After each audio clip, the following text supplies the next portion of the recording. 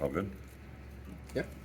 Well, excited to be back with you guys. Obviously, since we talked last, a lot of things have changed. Not only in obviously our building, but college football has passed some new rules, some new things that really affect our recruiting numbers, our roster. So it's a work in progress, but couldn't be more excited. Actually, one of the neatest rules that came about is for our coaches to be able to work with our student athletes right now on campus. So it's really been something that we've been trying to emphasize. We've taken some time from our strength coaches, which Tank doesn't love, but we've been able to be on the grass with our freshmen as they come, which has never been able to happen in the past, and to be out there with footballs and work football drills. So it's been very beneficial for us. I actually had a session today where we got to take our guys on the field for a half hour on the grass. It was really something unique and individual time with our players. It's been beneficial. Haven't really got our whole roster here yet. I would say there's a few freshmen. Mounds isn't here yet. A couple other freshmen. Donovan Leary just got here last Thursday.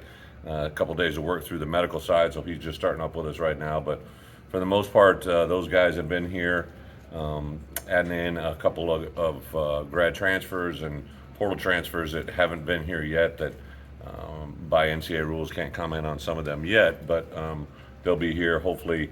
I think everybody will be in place by July 4th weekend, except for maybe two guys. So those guys will get here in July, and then we'll hit the ground running. As far as our roster, recruiting's been going well. I'm excited where our guys are at. We've been just that much more prepared, not only on the recruiting weekends once they get here, but all the work leading into it to get the right candidates here on campus in the month of June has been very beneficial, and I like the way our staff is working. Injury-wise, everybody's been cleared. Art Sikowski's throwing.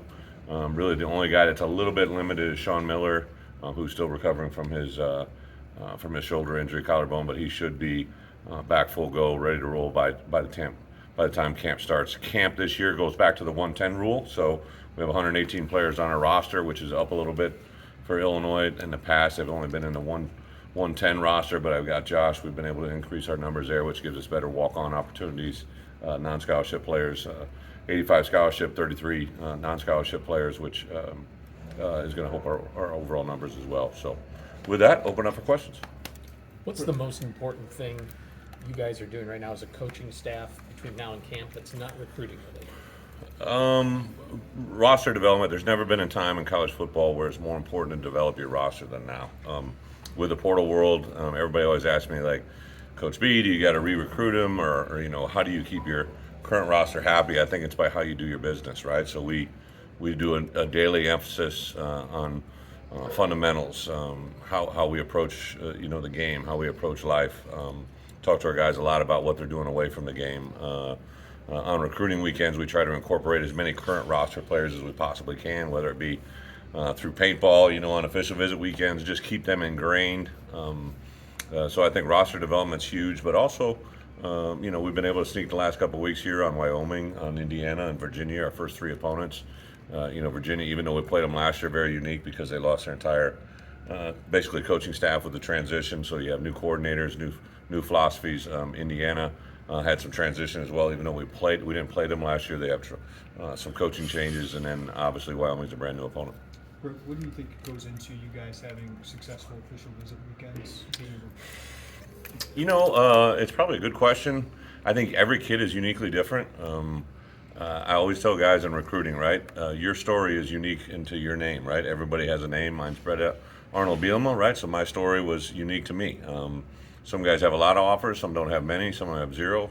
Every story is a little bit different, and that's the way we approach each weekend. Just this past weekend, we had a couple of unique scenarios where maybe guys have unique academic interest, whether it be a veterinarian, right? Like, the thing that blows me away, every time we have a special interest, the cooperation on campus is like off the charts. And I think that's spearheaded by Josh, relations with Chancellor Jones. We have a vet student on campus, and from the way he's treated when he walks in that building to the time he walks out, and the effect that has in recruiting is huge. So I think that's very important. I also think that you guys know it, and we say it a lot. The family thing is something that's not just printed on the shirt, or it's not just hashtag in a tweet. I want our guys to feel it. I want our recruits to understand what we're saying. So, simple thing on Friday, we try to incorporate as much as we can with our current roster.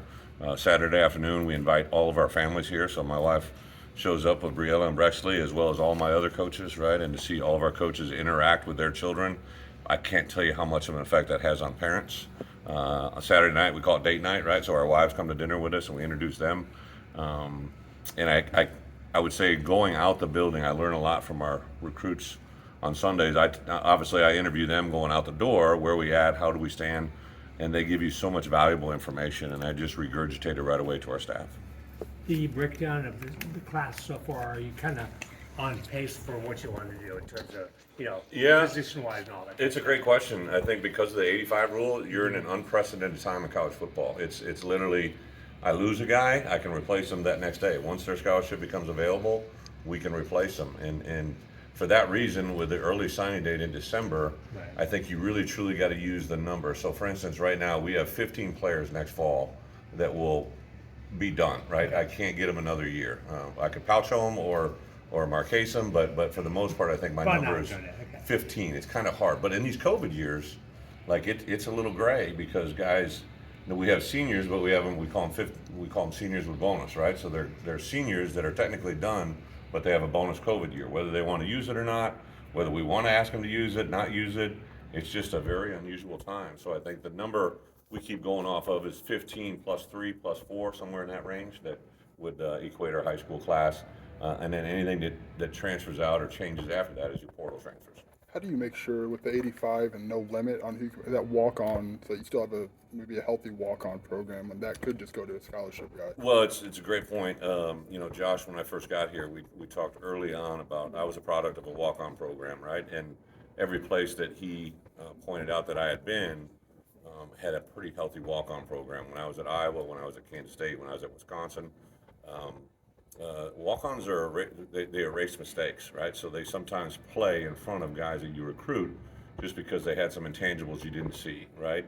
Or they're guys that maybe have three things: undersized, underrecruited, underdeveloped, and they've changed that, right? Like maybe they're 220 and now they're 270. Look at Bryce Barnes, right? So he was a true outside linebacker type that now, close to 290 pounds and is a factor in our defensive line. So I think just sheer numbers help you, right? Like that's why it's important for us to go from, I was trying to get to 120, we might eventually get there, but to go from 105 or 110 to 118, that's a huge deal.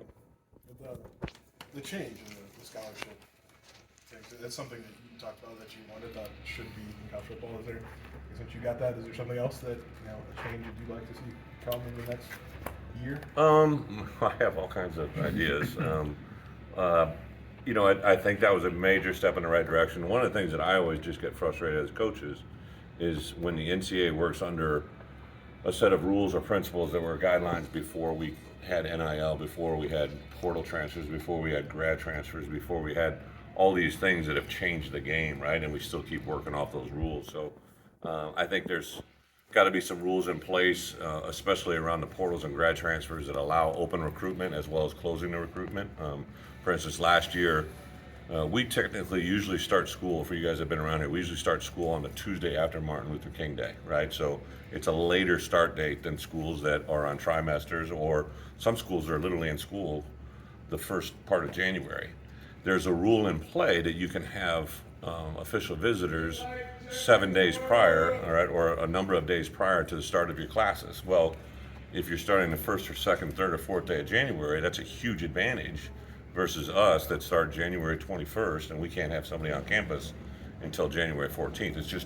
It's not right. It's not really fair, but it's just because of what your recruiting calendar is. So that's what I was trying to get in place, is an actual set days where recruits could hit campus for everybody in the entire country and be fair. We'd hate to get eliminated from a kid just because our class starts later, right? There's no reason that should be in play.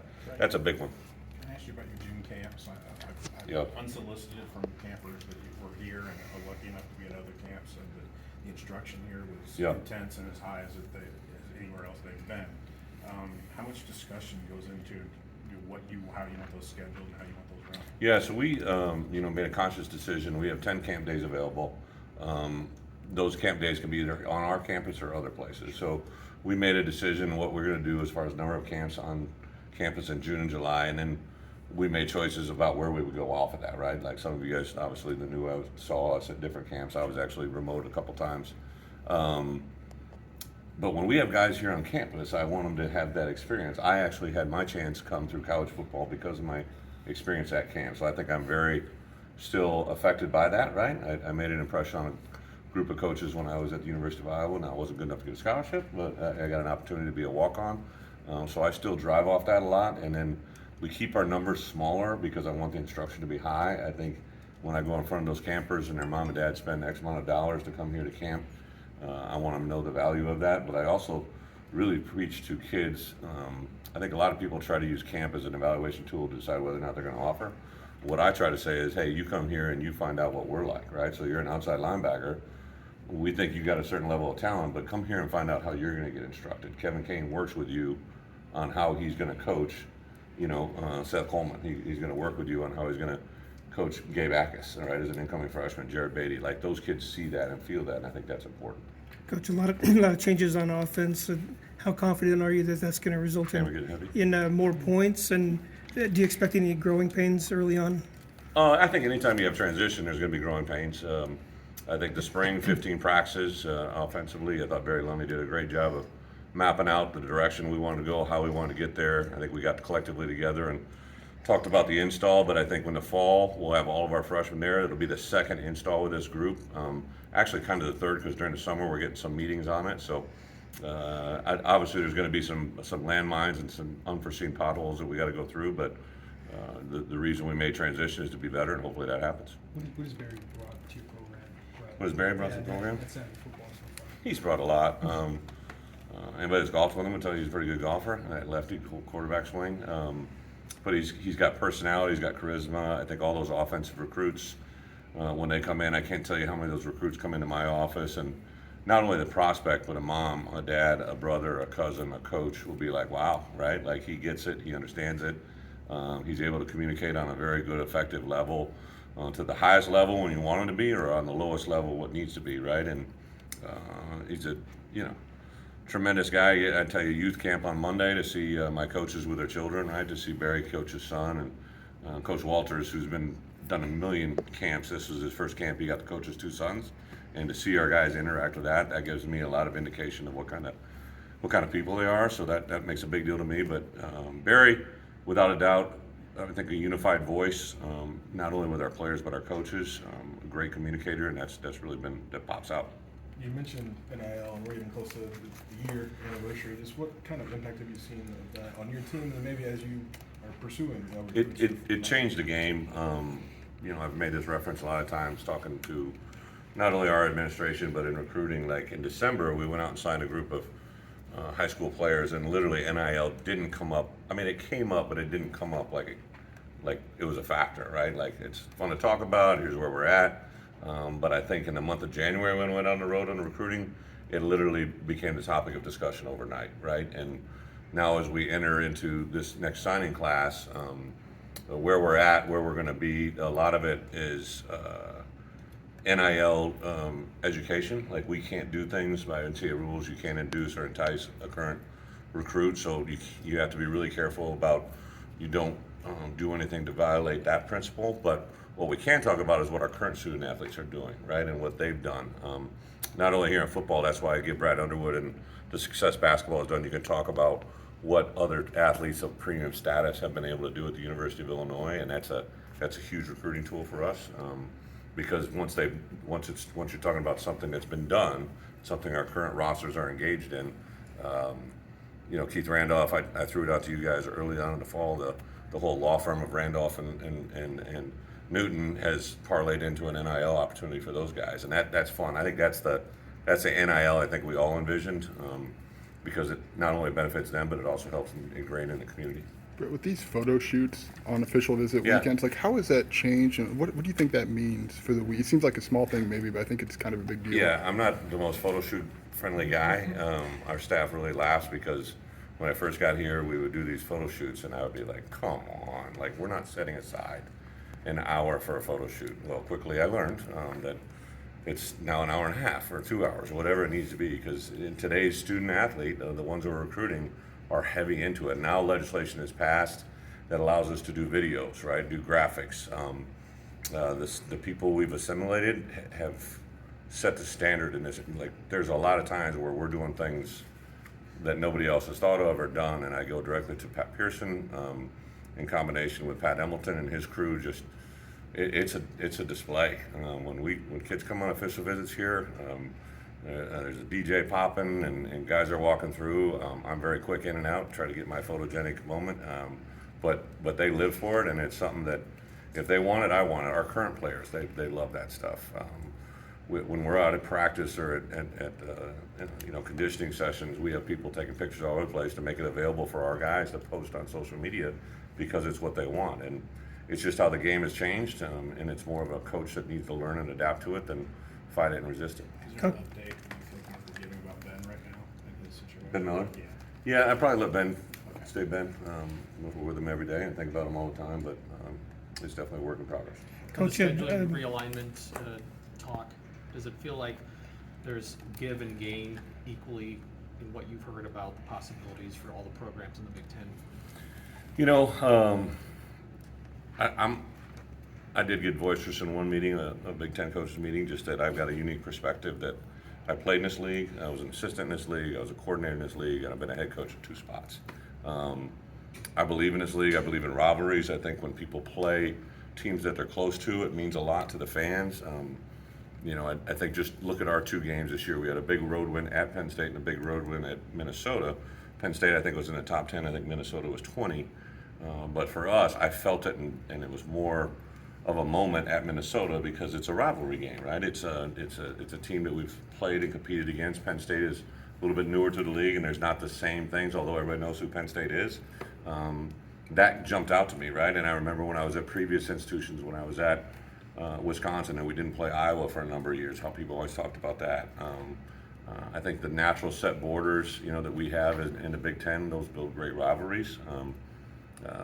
Very unique in the fact that the last championship that was ever won in this league before a championship game, we won. And then we won the first 2 that became championship games, but those were under the leaders and legends, and now it's transitioned to the East and the West, and the game changes, the game's cyclical. Obviously, Ohio State's had their run and what they've been able to do. Michigan changed that narrative last year, so I think to just kind of stand in this league and realize things evolve, and hopefully we're a big part of that. I'm all for being containing some of the natural rivalries that exist by geography, but I also understand the need to drive further. Coach, do you like the way the pre-conference schedule is set up in terms of winnable home games, and how important is it to get out to a fast start? You can't even say that word, can you? As far as the schedule, I think the schedule lays out the fact that we have 3 games by week, 4 games by week 5, right? That's a nice balance. One of the reasons I really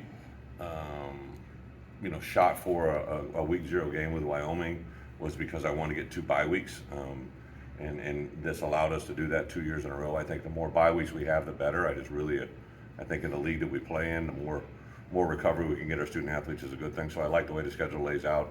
Not really pertaining to any one particular team where they're at. I just like the fact the balance of 3 bye, 4 bye, 5. Sometimes you'll get these situations where you have 2 bye weeks and they occur 2 times within 4 weeks, and that really doesn't do you any good. How much does your recruiting process maybe change in a year where you don't necessarily need as many prospects? I don't think recruiting ever changes, right? Because whether it's a sign year when you're going to sign 15 or 25, again, that's out the window now at 85. It's more of a traditional question, probably in years past.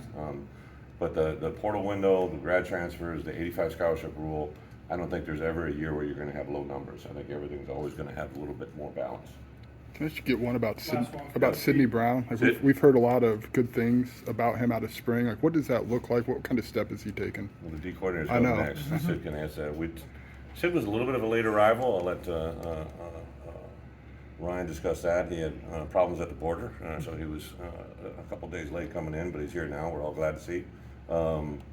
But Sidney, like a lot of our seniors, I think going into year 2 with us, they understand the expectation, the demand, the precedence. Sid is one of our better players, right, that returns for a senior year that I think the things that Ryan taught him a year ago, the way our defense plays, I'm looking for a big jump.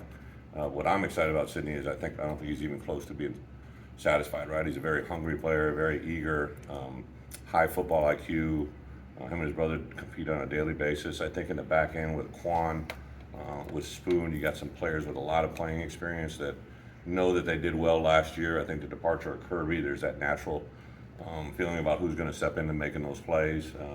I'm very excited about Sydney for a variety of reasons, and mainly because I think he's going to coach the right way.